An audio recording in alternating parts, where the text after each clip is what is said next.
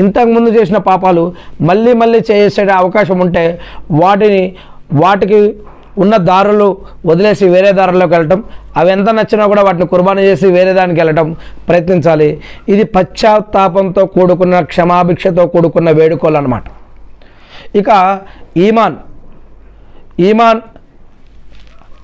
అర్కానే ఈమాన్పై విశ్వాసం ఉండాలి. అంటే అర్కానే ఈమాన్ అంటే ఏంటి? ఈమాన్లో 6 భాగాలు. ఒకటి, అల్లా అనేవాడు ఉన్నాడు, ఆయన ఒకే ఒక్కడు, ఆయన ఇద్దరు కాదు, ఆయన ముగ్గురు కాదు, ఆయన లాంటిది కానీ ఆయన రూపం కానీ ఈ యొక్క ప్రపంచంలో ఏమీ లేదు. ఆయన నిద్రపోడు, ఆయనకి కునుకు రాదు, ఆయనకి ఆహారం అవసరం లేదు, ఆయన వేరే రూపంలోకి వేరే వాటిలోకి వెళ్ళాల్సిన అవసరం ఆయన లేదు. మరియు ఆయన ఒకే ఒక్కడు, ఆయన అర్ష్ అనే పీఠం మీద ఉన్నాడు, 7వ ఆకాశం మీద. ఆయన అక్కడి నుంచి మనల్ని అనుక్షణం మన మనసులో అనుకునేది కూడా ఆయన వింటున్నాడు, మనం ఆలోచించేది కూడా ఆయనకు తెలుస్తుంది, మనం అడిగేది, మన లోపల దాచుకున్నది అన్నీ కూడా ఆయనకు తెలుసు. ఆ అల్లా సృష్టికర్త, సృష్టిని సృష్టించిన వాడు ఒకే ఒక్కడు. ఆ సృష్టికర్తని అరబ్బీ భాషలో మనం అల్లా అంటాం. ఆయన్ని గాడ్ అని, లాడ్ అని, దేవుడని, భగవంతుడని రకరకాలుగా అంటారు. అరబ్బీలో అల్లా అంటాం. ఆ అల్లా ఒకే ఒక్కడు, ఆయన 7వ ఆకాశం మీద అర్షిపై ఉన్నాడు అని. మరి ఈ అల్లా అనేవాడు నిజంగా ఉన్నాడు, ఈ సృష్టికర్త అనేవాడు నిజంగా ఉన్నాడు.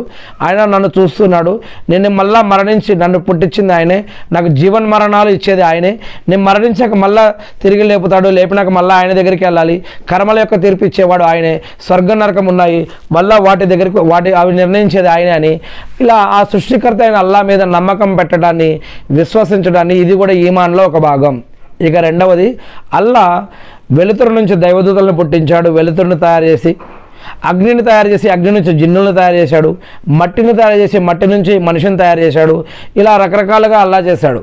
కానీ అల్లా అనేవాడు ఖచ్చితంగా ఉన్నాడు అని, అల్లా దైవదూతలని ఎన్నుకున్నాడు, దైవదూతలను చేశాడు అని, అల్లా అనేక కాలాలలో, అనేక యుగాలలో, అనేక చరిత్రలలో వారి భాషల్లో నుంచి అనేక మందిని నాయకులుగా లేదా లీడర్లుగా లేదా ప్రవక్తలుగా, కొంతమందిని మానవుల్లో నుంచి కొంతమందిని ప్రవక్తలుగా ఎన్నుకున్నాడు అని, మరియు వారి భాషల్లో నుంచే గ్రంథాలను కూడా దేవుడు ఇచ్చాడు అని, జీవన పద్ధతులు, ఆరాధన పద్ధతులు, భవిష్యవాణి, జరిగినవి, జరుగుతున్నవి, జరగాల్సినవి అనేక విషయాలు ఆ యొక్క గ్రంథాలను కూడా మనకి ఇచ్చాడు అని, మరియు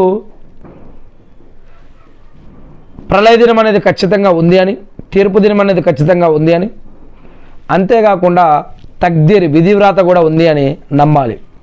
అల్లా అనేవాడు ఉన్నాడు, అల్లా దైవదూతలు ఉన్నారు, ప్రవక్తలు ఉన్నారు, దైవ గ్రంథాలు ఉన్నాయి, మరియు ప్రళయ దినం అనేది ఖచ్చితంగా ఉంది. మరియు మనందరి యొక్క తక్దీర్, విధివ్రాత అనేది దేవుడి దగ్గర ఉంది. మరి వీటిపైన